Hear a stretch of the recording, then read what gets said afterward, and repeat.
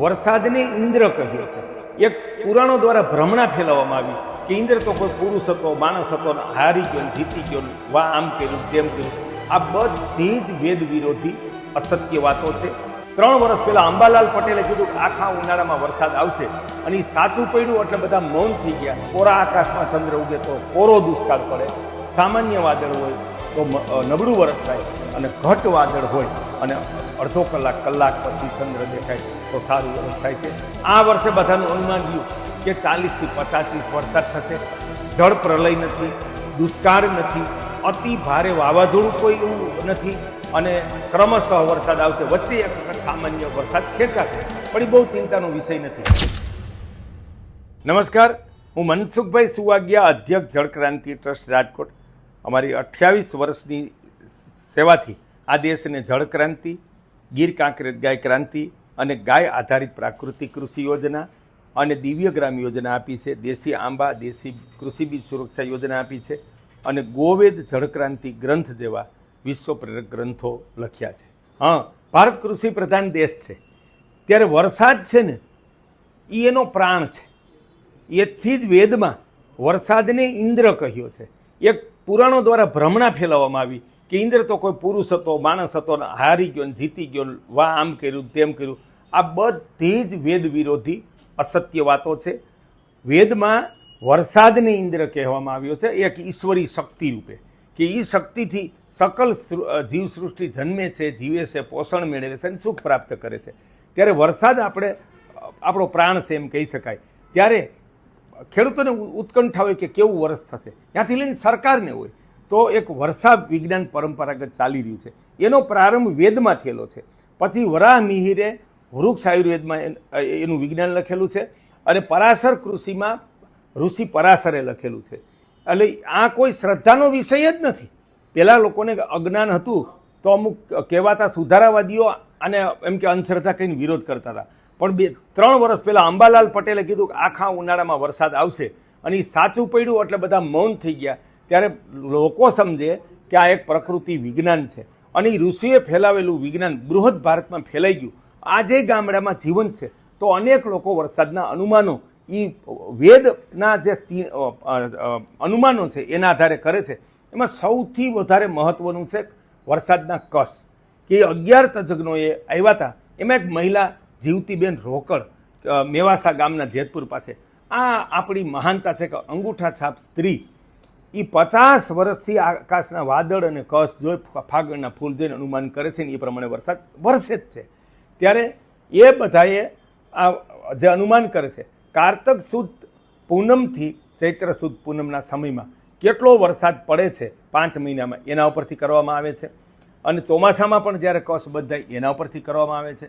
પછી પવન, હોળીનો પવન, અક્ષય તૃતીયાનો પવન, અક્ષય તૃતીયાની અષાઢ મહિનાની વદ આઠમે ચંદ્ર ઉગે ત્યારે પૂર્વ દિશામાં કેટલા વાદળ છે. જો કોરા આકાશમાં ચંદ્ર ઉગે તો કોરો દુષ્કાળ પડે, સામાન્ય વાદળ હોય તો નબળું વરસ થાય અને ઘટ વાદળ હોય અને અડધો કલાક પછી ચંદ્ર દેખાય તો સારું વરસ થાય છે. આ આખું પ્રકૃતિ વિજ્ઞાન છે. પછી શિયાળું, ઉનાળું જંગલના વૃક્ષો ઉપરથી આદિવાસીથી લઈ અને આ બધા વરસાદ તજજ્ઞો અનુમાન કરે છે અને પક્ષીઓની બોલી ઉપરથી બપૈયો છે, શિયાળ છે એના ઉપરથી પણ અનુમાન કરે છે. જળક્રાંતિ ટ્રસ્ટ દ્વારા દર વર્ષે આ સેમિનાર યોજવામાં આવે છે. ત્યારે આ વર્ષે સેમિનાર યોજી એ બધાઈને સન્માનપત્રો આપવામાં આવ્યા અને જળક્રાંતિ ગ્રંથથી સન્માન કરવામાં આવ્યું અને રોકડ પુરસ્કાર પણ આપવામાં આવ્યું. ત્યારે લોકોને મારે કહેવું છે કે આ એમ કે જ્યારે ગુજરાત અને ભારત જળ સંકટમાં ફસાણું અને સરકાર પાસે આનો કોઈ ઉપાય નહોતો ત્યારે ઈશ્વરે અમને પ્રેરણા કરી કે એક ગામમાં 5 થી 50 ચેકડેમ અને 1 થી 2 તળાવ બનાવવામાં આવે તો 100 વર્ષ માટે જળ સંકટને દૂર કરી શકાય. ત્યારે ના સરકાર સામે રજૂઆત કરી કે ના અમે માત્ર પ્રચારક બન્યા. 34 વર્ષની ઉંમરે જીવન રાષ્ટ્રને સમર્પિત કરી અને લોકોને જગાડ્યા અને એ પોતાના આચરણથી કે ભાઈ લોક ફંડથી ને શ્રમદાનથી ચેકડેમ બનાવવા છે તો અમે આખી જિંદગી ગામે ગામ લોકફંડ યથાયોગ્ય આપ્યું અમારું, પછી જળક્રાંતિ ટ્રસ્ટનું અને 24 વર્ષ શ્રમદાન કર્યું. ગુજરાતના અને ભારતના લોકોએ શ્રમદાનથી લોકફંડથી સરકારી સહાય વગર ચેકડેમ બનાવ્યા. એ ઘણા અમુક મિત્રોને વાત નથી ગમતી રાજકીય લોકોને, પણ એને મારે કહેવું છે કે આ ભારતનું ગૌરવ છે અને સરકારે જ આને વિશ્વ સમક્ષ મૂકવાની જરૂર છે કે જે દેશની પ્રજા 900 વર્ષ ગુલામ રહેતી એ જ પ્રજાની ચેતના જાગી તો લોક જાગૃતિથી આઝાદી મેળવી અને બીજું આ વિશ્વ જળ સંકટ નિવારણનો માર્ગ કંડાર્યો છે એવી મહત્વની વાત. તો અમે જે ચેકડેમ બનાવ્યા એ સરકારથી લગભગ 10% ખર્ચમાં બનાવ્યા છે. જામકામાં 10 લાખ રૂપિયામાં 1999માં 51 ચેકડેમ બનાવ્યા. એ 28 વર્ષે સલામત હોય તો સરકાર અને બધી જ NGO લોકો અમારી પદ્ધતિને અનુસરે તો બહુ ઓછા ખર્ચ અને સમયમાં આપણે ભારતને જળ સંકટથી મુક્ત જળ સંપન્ન કરી દરેક ગામની આવક 2 થી 10 ગણી કરી શકીએ. કારણ કે અમે કરી ચૂક્યા છીએ.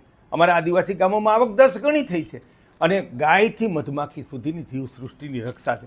આવું આ જળ વિજ્ઞાન જળ રક્ષાનું એન્જિનિયરિંગ એની સાથે જળ તત્વ શું છે એનું વિજ્ઞાન, નક્ષત્ર વિજ્ઞાન શું છે, 12 પ્રકારના મેઘ, પાણીના 24 નામ વેદ આધારિત અને જળ પછી આ વર્ષા વિજ્ઞાન, છપ્પનિયો દુષ્કાળ એનું સંપૂર્ણ જળક્રાંતિ ગ્રંથમાં અમે બરડાના ડુંગરમાં બેસી અને કુદરતની આત્મસ્ફૂર્ણાથી લખ્યું. કોઈ દી એક લીટીનો સંગ્રહ નહોતો કર્યો, સીધો આ ગ્રંથ અને જંગલમાં બેસીને ગોવેદ ગ્રંથ એવો જ લખેલો છે.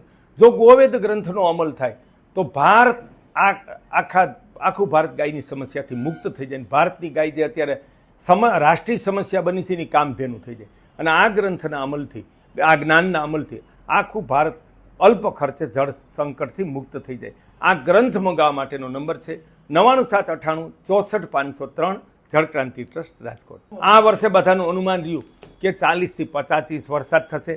જળ પ્રલય નથી, દુષ્કાળ નથી, અતિ ભારે વાવાઝોડું કોઈ એવું નથી અને ક્રમશઃ વરસાદ આવશે. વચ્ચે એક વખત સામાન્ય વરસાદ ખેંચાશે પણ એ બહુ ચિંતાનો વિષય નથી.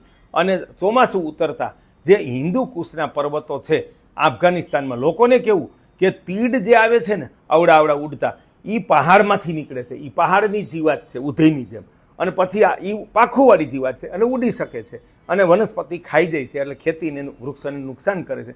એનો એક સામાન્ય ઉપદ્રવ રહેશે પણ આખા ગુજરાતમાં વરસાદ સારા પડશે અને વર્ષ સારું થશે એવો 11 વર્ષા તજજ્ઞોનો અનુમાન છે.